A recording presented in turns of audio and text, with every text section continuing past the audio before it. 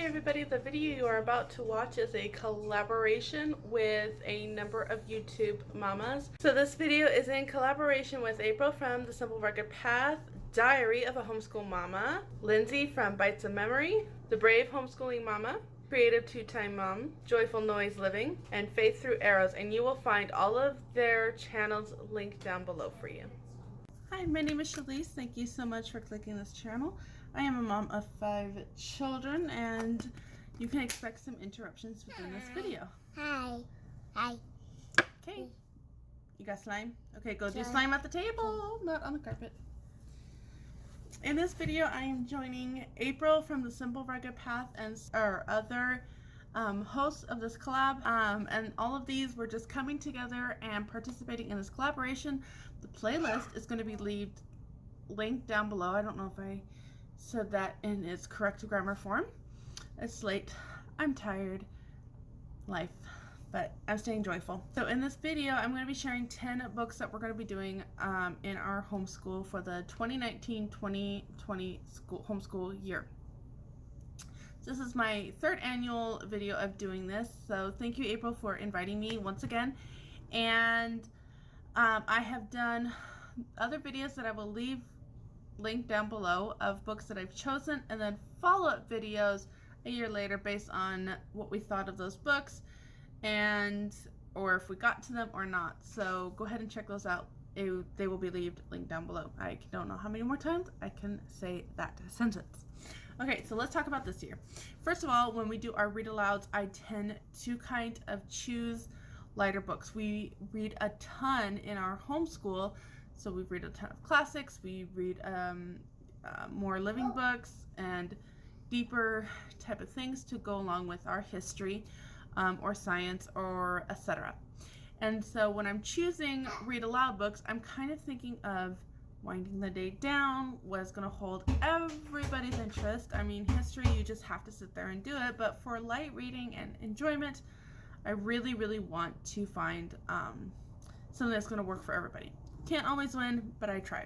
So that's how I select. I have also done another video talking about how to start reading out loud to your family, complete with skits that I still crack myself up about every time I watch it, because sometimes, people comment and you go, okay. And so that's going to be linked down below. These, the choices that I'm about to share with you, again, I have children ranging from 12 all the way down to 3, and this will just work better with, I should say almost 12 down to 3. This will just work better for all those ages. A 3-year-old, we're more practicing on listening and calming down and things like that. Anyway, but let's get going on here. This is in no particular order of what we're going to read. I just picked out 10. I browsed my books. I have a great literature library that I've just built up over the years and doing that. The only book I purchased for this, I know I have a copy, but it's packed away because we're getting ready for a huge move. So I picked it up for $1 because it was worth it to me. That is The Hobbit by J.R.R. Tolkien. I have never read this. My son has read it, but not the rest of the family. So we're going to do this. So that's going to be our first choice. I've heard that The Hobbit is not as dark as Lord of the Rings is. So that'll be my first choice.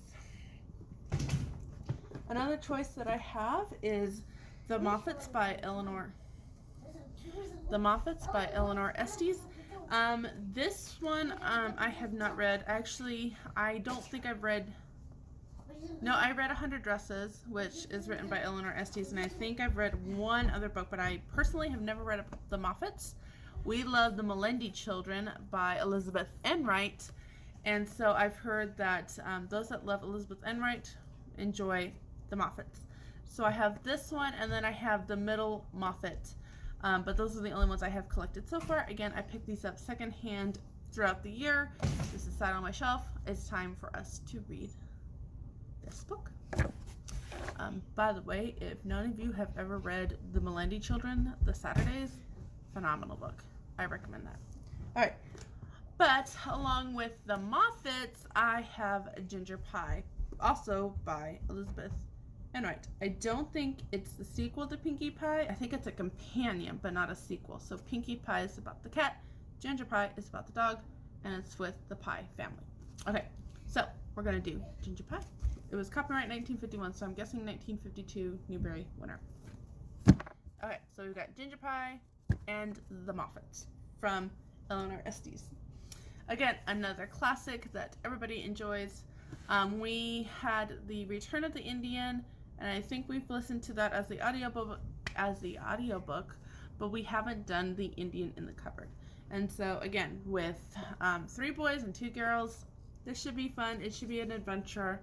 We're gonna do the Indian in the Cupboard, which again, I know everybody's read it.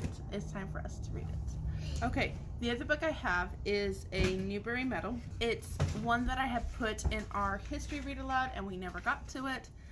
It's one that it just reading it, I know it's going to fit us to a T. It won the Newbery winner again.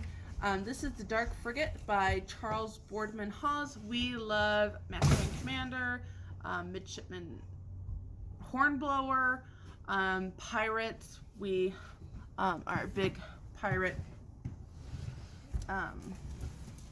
fans over here. So it was time to really get to this. I think I might even do this first. I have a reader over here going to insert himself in this video by audio. We are going to do The Dark Frigate by Charles Boardman Hawes. And it's about, in 17th century England, a terrible accident forces orphaned Philip Marsham to flee London in fear for his life. Bred to the sea, he signs on with the Rose of Devon, a dark frigate bound for the quiet shores of Newfoundland. Philip's bold spirit and the knowledge of the sea win him his captain's regard, but when the Rose of Devon is seized in mid-ocean by a devious group of men plucked from a floating wreck, Philip is forced to accompany these gentlemen of fortune on their murderous expeditions. Like it or not, Philip Marsham is now a pirate, with only the hangman awaiting his return to England. With bloody battles, brutal buccaneers, and bold-spirited hero, this rousing tale will enthrall readers in search of a seafaring adventure. Again, nails us to a T. Alright, another one that we did not get in our history read aloud is Shadow of the Bull by, I'm not going to try to say her name, I'm going to put it here because I'm filming on my phone and everything is here. I am so sorry. It is what it is, but it's, her, oh, look at that, it's a Newbery winner. I just have something for Newberries. Okay, this one is about a boy in Spain. So it's about a bullfighter in Spain, and his son is expected to do this thing, which is kind of pointless. I'm sorry, if anybody understands what the whole ritual behind the bullfighting is, it's pointless. It's to show your manliness by wearing out a bull and then killing him when he's all worn out. And it shows your manlyhood. Anyway, and the boy doesn't really want to do that. So we'll see what he does to try to win his father's favor. Okay, another book I have is Gib Rides Home by an author. Again, oh, you're going to show that one? That one's called Sea Glass Summer. Gib Rides Home. This is about an orphan boy who basically doesn't want to live in the orphanage anymore and kind of has a Wild West adventure. Sort of. Ish. Yes. Right. I have Gib and the Gray Horse. My husband read it. He thought it was phenomenal. I told him this was actually the first book. And so, since my husband is with us when we do our read-alouds, it'll be fun for all. And this author that I will put here because Zilpha Keatley Snyder is my guess. Anyway, she wrote a book called The Egypt Game, which I'm going to pre-read, and I think we're going to use it for our ancient history read-aloud. And so I know that I like Gib Rides Home, so I'm thinking I'm going to like those. I thought it would be kind of fun to have something else by that author. Okay, I have a couple more books to share with you. This one was not the Newbery Medal, it was a Newbery Honor. Lois Linsky. I love Lois Linsky. She wrote the small books. She wrote, I think of books that you guys would know of. Strawberry Girl. I really like this one. This one is Indian Captives, the story of Mary Jemison. It's based on a true story. I'm really looking forward to reading this book. This was a childhood favorite, And my copy wasn't as pretty as this growing up. I think it was my sister's fault. I swear that she just read them all to tatters, and then we just got the leftovers. No, just kidding. I read a lot too. I just preferred outside. And then I grew up, and then I wanted to read more. But this was a childhood favorite. I read this a lot. It kind of worked along with Millie Howard's Indian Captive, which I think it has the same title. I'm pretty sure it's the same title, but it's by Millie Howard. Anyway, it kind of worked along with that, so they were really fun to read, and I kind of want to share that experience with my children. That is a tip I have.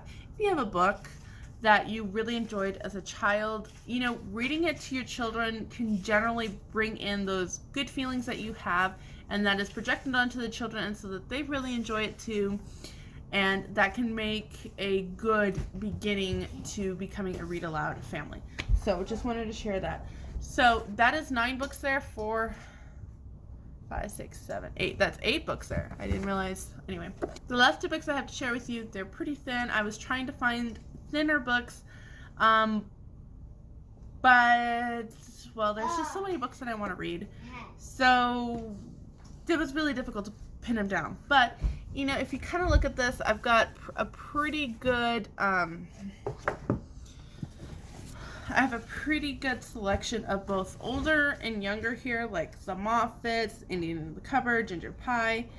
I would say these are kind of, would really work as family stories, you know, ones that were really engaging for all. These ones might be a little bit more difficult to engage everybody, but I'm still going to try it. I still think we'll have good success, but I wanted to put something in there for the little ones. And so that's what these last 2 are going to be. First, I have Little Pear by Eleanor Frances Lattimore. This is the story of a little boy in a Chinese family, or a little boy in China, a Chinese family. It's got pictures. It kind of made me feel along the lines of simplicity of content, like Mrs. Pickawiggle, which the content is simple, engaging, everybody loves it, but still powerful, worthwhile, not twaddle kind of thing. I think Little Pear is going to be just like that, and if that's the case, when we're done reading it, and if we enjoyed it pretty much, I actually have a friend I would like to mail this to. So we're probably actually going to start with this book, and I'll let you know what I think about that. I don't know where I was going with that. Heard that, kid. Along with that is another childhood favorite, and that is Peanut Butter's Friends in a Chop Suey World. What a title, right? This book, again, I wanted to be a missionary to China after reading this book. I read it so many times as a kid, I actually wore my copy out. This is the story of a young girl named Amy Carmichael, yes, named after her, and her brother Hudson Taylor, yes, and Adoniram Judson. So all of their children are named after missionary people.